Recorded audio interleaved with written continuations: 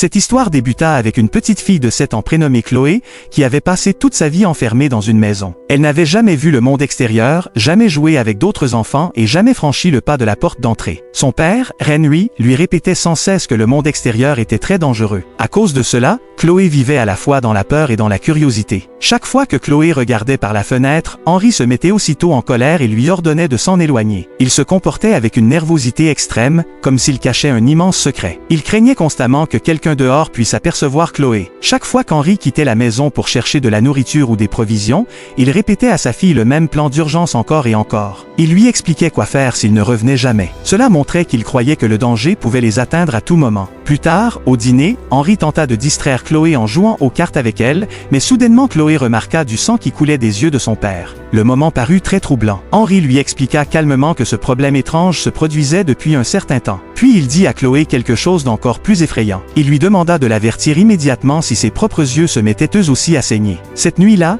Chloé interrogea son père sur une montagne dont elle avait entendu parler auparavant. Henry devint aussitôt suspicieux. Il réalisa que Chloé avait peut-être secrètement lu les journaux qu'il gardait cachés dans la maison. De peur qu'elle découvre la vérité sur le monde extérieur, Henry brûla tous les journaux. Plus tard cette nuit-là, Chloé se réveilla en entendant un bruit étrange devant sa chambre. Curieuse et effrayée, elle s'avança lentement vers la porte pour vérifier ce qui se passait. Lorsqu'elle l'ouvrit, elle vit une femme étrange debout devant elle. La femme se mit soudainement à crier et traversa la pièce en courant, prise de peur. Chloé se figea sous le choc. Elle attendit silencieusement, espérant que cette femme semblable à un fantôme disparaîtrait. Pendant qu'elle attendait, Chloé prit calmement un stylo et se mit à dessiner. Le lendemain matin, Chloé raconta tout à son père. Cependant, lorsqu'Henry ouvrit la pièce pour vérifier, il n'y avait personne. La pièce était entièrement vide. Peu après, Chloé remarqua que quelqu'un avait secrètement laissé un livre devant sa porte. Tout excitée, elle courut dans sa chambre et commença à le lire. Pour une fille qui avait passé toute sa vie enfermée, même un simple livre semblait magique. Pendant qu'elle lisait, Chloé entendit soudainement la musique d'un camion de glace dehors. Curieuse, elle regarda prudemment par la fenêtre et aperçut une fille prénommée Harper. Pour la première fois, Chloé se retrouva face à quelqu'un de son âge. À ce moment-là, Chloé souhaitait discrètement que Harper lui apporte une glace. Et étrangement, quelques secondes plus tard, Harper s'avança et frappa à la porte d'entrée. Chloé s'enthousiasma et se précipita pour ouvrir. Mais avant qu'elle puisse saisir le cornet de glace au chocolat, Henry intervint brusquement et l'en empêcha. Il semblait nerveux et demanda immédiatement à Harper comment elle connaissait le prénom de Chloé. Peu après, la mère de Harper, Nancy, s'approcha également, ayant remarqué sa fille en train de parler aux voisins. Elle se présenta poliment et sourit à Chloé. Nancy dit même que Chloé semblait être une petite fille tout à fait normale. À l'instant où Henry entendit cela, son visage changea. Il mit rapidement fin à la conversation, dit au revoir et ferma la porte aussitôt. Henry se persuada que Chloé quittait secrètement la maison sans permission. En colère et effrayé, il décida de la punir en l'enfermant dans un placard obscur. Cette nuit-là, Chloé s'assit seule dans le placard et joua avec son camion de glace fait maison. Mais soudainement, quelque chose d'incroyable se produisit. Chloé se téléporta dans la chambre de Harper sans comprendre comment elle avait fait cela. Les deux filles s'endormirent ensemble comme de meilleures amies. Le lendemain matin, Henry s'excusa auprès de Chloé pour s'être mis en colère la veille. Il se sentait coupable de l'avoir traitée si durement. Chloé le convainquit alors de sortir enfin acheter de la vraie glace. Des heures plus tard, Henry rentra à la maison, mais quelque chose se passa terriblement mal. Ses vêtements étaient couverts de sang et il tenait un pistolet à la main. Il verrouilla rapidement la porte derrière lui et dit à Chloé que quelqu'un l'avait attaqué dehors, mais Chloé réagit à peine à la situation effrayante. Elle ne pensait plus qu'à une seule chose, sa glace manquante. Frustrée, elle dit franchement à son père que s'il ne pouvait pas lui en ramener, elle irait elle-même au supermarché. Pendant que Chloé nettoyait et pansait la blessure d'Henry, l'homme s'évanouit soudainement sur le sol. Au même instant, quelque chose d'étrange se produisit. Le temps, qui semblait figé autour de la maison auparavant, recommença soudainement à s'écouler normalement. Les lumières se rallumèrent et l'eau se remit à couler du robinet. Voyant son père inconscient, Chloé trouva enfin le courage de faire ce dont elle avait toujours rêvé. Elle ouvrit le coffre-fort caché, prit de l'argent et quitta silencieusement la maison pour la toute première fois de sa vie. En descendant les marches dehors, elle toucha des plantes et des fleurs pour la première fois. Tout lui semblait magique. Elle souriait avec excitation en regardant autour d'elle le monde réel. Bientôt, elle aperçut le camion de glace qui attendait non loin. Le chauffeur, M. Allan, vit Chloé tenir un billet de $100 et lui dit en plaisantant qu'avec autant d'argent, elle pourrait manger des glaces pour l'éternité. Puis il la convainquit gentiment de monter dans le camion. Durant le trajet, Chloé fut émerveillée par tout ce qu'elle voyait. Elle observa des enfants faire du vélo, des gens promener leurs chiens et des familles profiter d'une journée normale dehors. Pour la première fois, le monde ne lui semblait pas du tout dangereux. Mais soudainement, Chloé remarqua un panneau d'avertissement dans la rue. Ce panneau demandait aux gens de rester vigilants en raison d'individus dangereux dont les yeux saignaient. Cela lui rappela instantanément son père. Quelques minutes plus tard, ils arrivèrent dans un parc de la ville. Là, M. Allen commença à poser à Chloé des questions étranges. Il lui demanda prudemment si ses yeux avaient déjà saigné et si elle possédait des capacités spéciales. Chloé répondit rapidement qu'elle n'était qu'une fille normale, mais au cours de la conversation, elle apprit quelque chose de choquant. Sa mère était autrefois très célèbre parce qu'elle possédait des pouvoirs surnaturels. Pendant qu'il parlait, un agent de police s'approcha et demanda à Chloé si elle connaissait M. Allen. Nerveuse, Chloé dit non. M. Allen tenta alors de convaincre l'agent que Chloé était sa petite fille. Au même moment, il dit secrètement à Chloé que des personnes comme cet agent étaient responsables de la mort de sa mère. Il fit croire à Chloé que l'agent était dangereux. Terrifiée, Chloé regarda l'agent droit dans les yeux et lui ordonna de partir. Et incroyablement, l'agent obéit immédiatement. À ce moment-là, M. Allen comprit la vérité. Chloé possédait vraiment des pouvoirs. Sur le chemin du retour, Chloé remarqua une photo accrochée près du volant du camion. C'était une photo de sa mère. C'est alors que Chloé comprit enfin que M. Allen était en réalité son grand-père. Avant de la déposer, Allen lui donna la photo et lui dit secrètement de mettre des somnifères dans la nourriture de son père la prochaine fois qu'elle entendrait le camion de glace. Quelques heures plus tard, Henri se réveilla et une nouvelle fois, le temps autour de lui se figea. Paniqué, il se précipita dehors pour chercher Chloé. Il fut soulagé de la retrouver saine et sauve dans sa chambre, en train de dessiner tranquillement. Mais alors, Henry réalisa quelque chose de terrible. Chloé s'était échappée de la maison et avait découvert qu'il lui avait menti depuis le début. Pour la première fois, Chloé se rebella ouvertement contre son père. Furieuse et le cœur brisé, elle lui cria qu'elle le détestait. Puis elle avoua que son plus grand rêve avait toujours été d'avoir une mère qui puisse l'aimer et s'occuper d'elle comme les autres enfants. Plus tard cette nuit-là, Chloé fixa la photo que M. Allen lui avait donnée. Soudainement, elle comprit quelque chose d'horrifiant. La femme fantomatique qu'elle voyait sans cesse dans le placard était en réalité sa mère. Lorsque Chloé la revit, la femme sourit brièvement, mais réalisa soudainement que Chloé n'était pas vraiment là avec elle. La femme se mit à crier désespérément et supplia ses geôliers de la laisser partir. Terrifiée, Chloé claqua la porte du placard et s'enfuit. Lorsqu'elle rassembla assez de courage pour regarder à nouveau, la femme avait complètement disparu. Ébranlée par tout ce qu'elle avait vu, Chloé descendit pour parler à son père, mais Henri dormait déjà. C'est alors que Chloé remarqua la télévision allumée dans le salon. Elle utilisa secrètement les écouteurs d'Henri pour écouter un reportage d'actualité. Le reportage était présenté par l'agent Ri, une femme travaillant pour une organisation chargée des personnes possédant des pouvoirs surnaturels, appelée les frics. Durant l'interview, la journaliste expliqua que le gouvernement avait offert à tous les frics un endroit paisible où vivre, en un lieu appelé la montagne Madik. Mais tout fric encore caché dans les villes était désormais considéré comme un criminel. Puis la journaliste dit quelque chose d'encore plus troublant. Puisque les enfants de fric étaient supposés posséder des pouvoirs encore plus puissants que leurs parents, beaucoup de gens pensaient que ces enfants devraient être éliminés pour la sécurité nationale. Pourtant, l'agent G s'opposa clairement à cette idée cruelle. Elle croyait que si ces enfants étaient élevés de la bonne façon, ils pourraient utiliser leur pouvoir pour aider les gens plutôt que de les blesser. À ses yeux, un enfant au pouvoir surhumain pourrait devenir une arme puissante pour le pays. Cette même nuit, Chloé fut soudainement téléportée à nouveau dans la chambre de Harper. Pendant que Harper organisait une soirée pyjama avec ses amis, les filles furent choquées de voir Chloé apparaître de nulle part. Harper se mit en colère et lui dit de partir immédiatement. Bientôt, toutes les enfants se mirent à traiter Chloé de fric. Blessée et effrayée, Chloé courut vers le placard pour se cacher, mais lorsqu'elle ouvrit la porte, elle se retrouva une nouvelle fois face à la femme mystérieuse. Cette fois, Chloé vit la femme enchaînée comme une prisonnière. Lentement, Chloé s'approcha et tenta de la calmer. Pourtant, la femme, Marie, crut qu'elle n'était qu'une hallucination de plus et dit désespérément à Chloé de s'en aller. Puis soudainement, Marie sentit Chloé lui toucher le bras. Au moment où elle réalisa que sa fille se tenait vraiment devant elle, Marie la serra fort dans ses bras et fondit en larmes de soulagement. Elle n'arrivait pas à croire que Chloé était en vie. Marie comprit rapidement que Chloé avait hérité des mêmes pouvoirs surnaturels qu'elle. Mais tristement, elle dit également à Chloé qu'elle ne pouvait pas rentrer à la maison pour s'occuper d'elle. Le lendemain matin, Chloé se réveilla avec une nouvelle décision en tête. Puisqu'elle ne pouvait pas avoir sa vraie mère, elle décida qu'elle voulait vivre avec Nancy à la place. Pour Chloé, Nancy représentait la mère normale parfaite qu'elle avait toujours désirée. Mais alors qu'elle tentait de quitter la maison, Renui l'arrêta à la porte. Frustrée et émotionnée,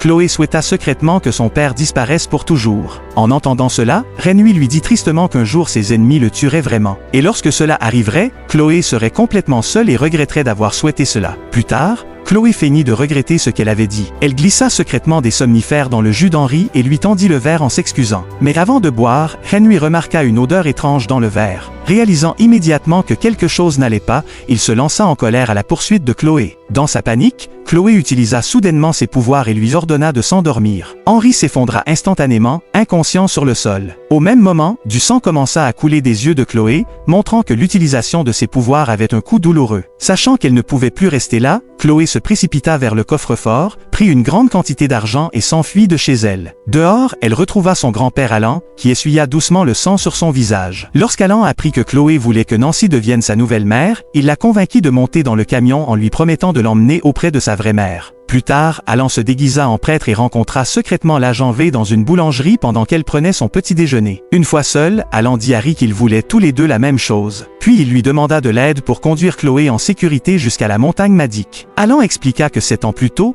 un bébé avait été abandonné devant son église avec un mot lui demandant de la protéger. Il dit qu'il soupçonnait que le bébé pourrait être un fric, alors il décida de l'élever lui-même. Mais Chloé l'interrompit soudainement et exposa le mensonge. Elle révéla qu'elle avait en réalité été élevée par son père. Puis lorsque Chloé entendit Alan l'appeler un fric, elle entra dans une fureur noire. Plus que tout, Chloé voulait être normale. Elle refusait d'accepter qu'elle était différente des autres. Bouleversée et émotionnée, elle s'enfuit de la boulangerie. Alan se lança rapidement à sa poursuite, mais avant de partir, il réalisa que l'un des cuisiniers avait entendu leur conversation. Sans hésiter, Alan saisit un stylo et creva violemment les yeux du cuisinier. Pendant que le cuisinier hurlait de douleur, l'agent V et son équipe dégainèrent immédiatement leurs armes. Lorsque le cuisinier blessé sortit en courant pour demander de l'aide, les agents le prirent pour une menace et l'abattirent. En entendant les coups de feu, Alan utilisa rapidement son pouvoir pour devenir invisible. Puis il s'échappa avec Chloé à bord du camion de glace. Pendant qu'il s'éloignait, Alan devint en colère et émotionné. Il réalisa qu'il avait peut-être perdu sa seule chance de sauver sa fille. Son vrai plan était de convaincre l'agent V de l'aider secrètement à conduire Chloé jusqu'à la montagne Madik. Mais au fond de lui, Alan savait déjà la vérité horrifiante. La montagne Madik n'avait jamais été un endroit sûr pour les frics. C'était en réalité une prison. Il voulait pourtant s'y rendre car sa fille Marie y était retenue prisonnière. Au fond de lui, il espérait encore une chance de la sauver. Pendant ce temps,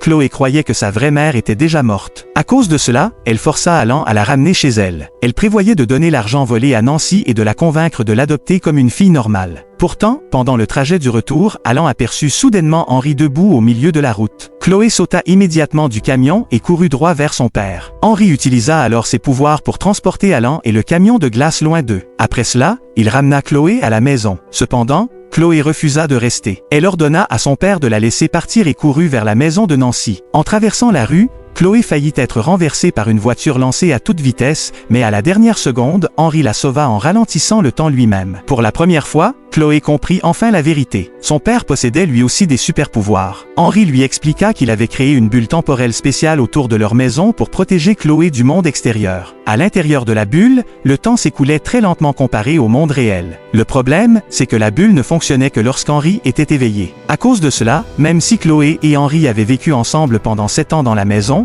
seulement 2 mois s'étaient écoulés pour tout le monde dehors. Cela signifiait que la mère de Chloé n'avait été emmenée que 2 mois plus tôt dans le monde réel. Henry réalisa enfin combien de douleur et de solitude cette vie avait causé à sa fille. Se sentant coupable, il décida de laisser Nancy et Steve adopter Chloé. Des années plus tôt, Henry avait secrètement conclu un accord avec les voisins. S'il lui arrivait quelque chose, il s'occuperait de Chloé en échange d'une grande somme d'argent. Mais à cause de la bulle temporelle, Nancy et Steve se souvinrent de cette conversation comme si elle avait eu lieu seulement 1 mois auparavant. Ils n'avaient même pas préparé Harper à l'idée d'avoir soudainement une nouvelle sœur. Alors, lorsque Harper apprit que Chloé pourrait emménager chez eux, elle entra dans une fureur noire. Elle ne voulait pas d'un fric vivant avec sa famille. Les choses empirèrent encore lorsque Nancy apprit que Chloé se téléportait sans cesse dans la chambre de Harper la nuit et l'effrayait. Nancy dit alors à Henry qu'elle avait besoin de plus de temps pour réfléchir à l'adoption. Désespérée d'avoir enfin une mère, Chloé utilisa secrètement ses pouvoirs sur Nancy et la força à dire qu'elle l'aimait. Pendant un moment, cela fonctionna, mais quelques minutes plus tard seulement, Nancy réalisa que Chloé était entrée dans son esprit et avait contrôlé ses pensées. Terrifiée, Nancy chassa immédiatement Henry et Chloé de chez elle. À ce moment-là, Chloé réalisa que son rêve d'avoir une famille normale était complètement détruit. Peu après, Henry remarqua du sang couler des yeux de Chloé et comprit que ses pouvoirs devenaient plus forts. Craignant qu'elle ne perde le contrôle, il enferma Chloé dans le placard à nouveau avant de partir interroger Alan. Assise seule dans le noir, Chloé vit soudainement Marie à nouveau,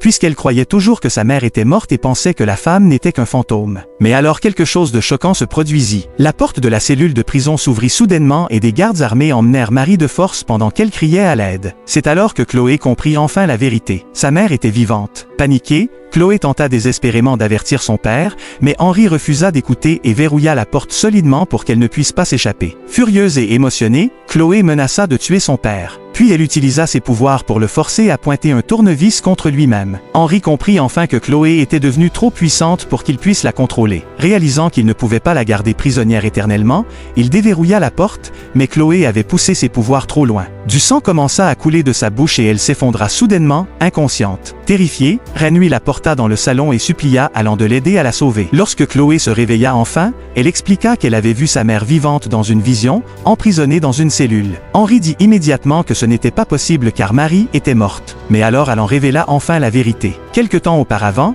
il avait secrètement découvert que Marie était toujours en vie à la montagne Madik. En entendant cela, Renui entra dans une fureur noire. Il reprocha à Alan d'avoir envoyé Marie sur ce qui n'était fondamentalement qu'une mission suicide des années plus tôt. Pourtant, Renui savait désormais qu'il ne lui restait qu'une chose à faire. Il devait sauver sa femme. À ce moment-là, Chloé regarda par la fenêtre et remarqua des agents de police qui encerclaient la maison. Nancy les avait secrètement appelés. Grâce à ses pouvoirs, Chloé permit à son père d'entendre la conversation des policiers depuis l'extérieur. Les agents annoncèrent que si les flics résistaient à l'arrestation, ils seraient immédiatement abattus. Mais s'ils se rendaient pacifiquement, ils seraient emmenés à la montagne Madik comme prisonniers. En entendant cela, Chloé devint désespérée de protéger son père et son grand-père. À l'aide de ses pouvoirs, elle s'introduisit dans l'esprit d'un agent de police et le força à planter un stylo dans l'œil de Nancy. Puis elle le fit pointer son arme sur lui-même. Mais avant que l'agent puisse appuyer sur la gâchette, Renui l'en empêcha. Au moment où les autres agents entendirent Nancy crier, ils paniquèrent et crurent qu'elle attaquait quelqu'un. Sans comprendre ce qui se passait, les policiers ouvrirent le feu et touchèrent accidentellement Nancy juste devant sa propre porte. Au même moment, Alan tenta de saisir Chloé et de s'enfuir avec elle. Il utilisa ses pouvoirs d'invisibilité pour se dissimuler pendant sa fuite. Mais Chloé se libéra de ses bras et se précipita dans sa chambre. En tenant fermement la photo de sa mère, Chloé se transporta soudainement dans une pièce au cœur de la montagne Madik. Là, elle vit enfin Marie allongée sur une civière comme une prisonnière. Quelques instants plus tard, Renui apparut lui aussi dans la pièce et se retrouva face à sa femme pour la première fois depuis des années. Choqué et ému,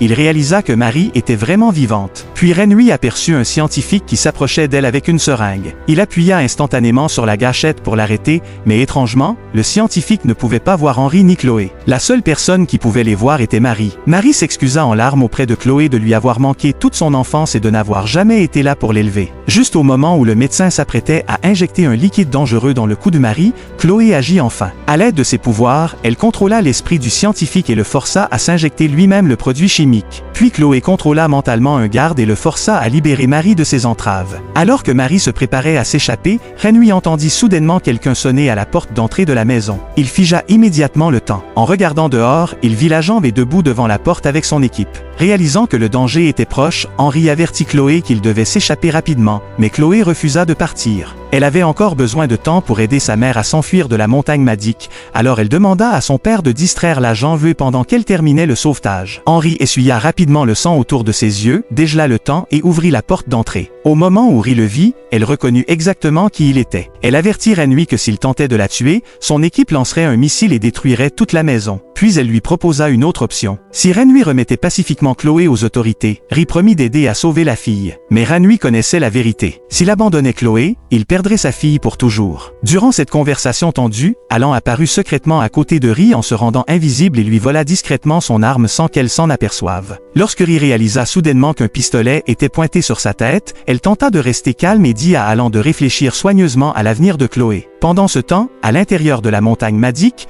Chloé prit le contrôle d'un garde nommé Robert et l'utilisa pour guider Marie vers la sortie. Lorsqu'un autre garde faillit les découvrir, Chloé l'attaqua avant qu'il puisse donner l'alarme. Mais quelques secondes plus tard, toute la prison se mit en état de confinement d'urgence. De retour à la maison, Ri profita de la distraction pour récupérer son arme. Elle tira rapidement sur Renui. Henri utilisa ses pouvoirs pour ralentir la balle, mais il fut quand même touché. Réalisant que la situation était sans espoir, Alan devint invisible et tenta de s'échapper. Au même moment, Ri découvrit que Chloé aidait Marie à s'évader de la prison. Décidant que Chloé était trop dangereuse pour rester en vie, Ri se prépara à l'exécuter. Mais avant qu'elle puisse tirer, Alan sauta soudainement devant Chloé et prit la balle à sa place. Le vieil homme sacrifia sa propre vie pour sauver sa petite fille. En voyant son grand-père s'effondrer, Chloé fut submergée par la rage et le chagrin. Utilisant ses pouvoirs une dernière fois, elle força Ri à se retourner le pistolet contre elle-même et à appuyer sur la gâchette. Après cela, Chloé tenta désespérément de sauver Alan, mais il était malheureusement trop tard. Alan mourut paisiblement en tenant dans ses mains la photo de sa fille Marie. Même après avoir perdu autant de sang, Henry ne pensa qu'à Chloé en premier. Après s'être assuré que sa fille était en sécurité, il lui dit de continuer à aider Marie à s'échapper de la montagne Madik pendant qu'il restait derrière pour faire face aux agents dehors. À l'aide de la radio de Ray, Henry contacta l'armée et mentit en disant que l'agence était toujours en vie et retenu en otage à l'intérieur de la maison. Mais le chef militaire, Ray, ne le crut pas. Ray était convaincu que Ray était déjà morte et refusa de reculer. Réalisant qu'il ne lui restait plus aucun autre choix, Henry utilisa ses pouvoirs une dernière fois. Il figea le temps et attaqua les agents de police qui encerclaient la maison. Au moment où le temps recommença à s'écouler normalement, Ray vit plusieurs agents déjà morts et ordonna immédiatement une frappe de drone sur la maison. Pendant ce temps, Marie était enfin en train de s'évader de la montagne Madik. Avec l'aide secrète de Chloé grâce à leur pouvoir, Marie parvint à vaincre tous les gardes qui tentaient de l'arrêter. Mais Chloé s'affaiblissait de plus en plus après avoir utilisé ses pouvoirs sans relâche. Épuisée et à peine capable de tenir debout, elle descendit et trouva Henry grièvement blessé après le combat. À ce même instant, Chloé entendit sa mère crier à l'aide une nouvelle fois. Même affaiblie, Chloé se força à utiliser ses pouvoirs encore une fois. Elle s'introduisit dans l'esprit des soldats et les força à ouvrir les portes de la prison pour Marie. À la seconde où Marie s'échappa à l'extérieur, elle utilisa immédiatement ses pouvoirs de vol pour se précipiter vers sa fille. Mais au même moment, le missile militaire fonçait déjà droit sur la maison. Pour une toute dernière fois, Henry rassembla toutes les forces qui lui restaient. Il figea le temps une nouvelle fois et réussit à tirer Chloé de là juste avant que le missile ne détruise toute la maison. L'explosion fut massive, mais d'une façon ou d'une autre, Chloé et Henry survécurent. Alors que la fumée se dissipait, Chloé tenta d'aider son père à se relever. Mais Henry avait perdu trop de sang. Sachant qu'il mourait, il sourit fièrement à Chloé et lui dit qu'elle avait sauvé la vie de sa mère. Après avoir dit au revoir à sa fille, Henry s'éteignit. Le cœur brisé, Chloé se cacha silencieusement dans les décombres. Puis soudainement, elle vit quelqu'un voler vers elle à travers la fumée. C'était Marie. Remplie de rage, Marie détruisit les soldats qui chassaient Chloé. Puis elle se précipita vers elle et la serra fort dans ses bras pour la première fois. Lorsque Marie aperçut le corps sans vie d'Henry, elle fut submergée d'émotion. Elle promit à Chloé que désormais, elle la protégerait toujours. Finalement, la mère et la fille partirent ensemble à la recherche d'un nouvel endroit où elles pourraient enfin vivre en paix.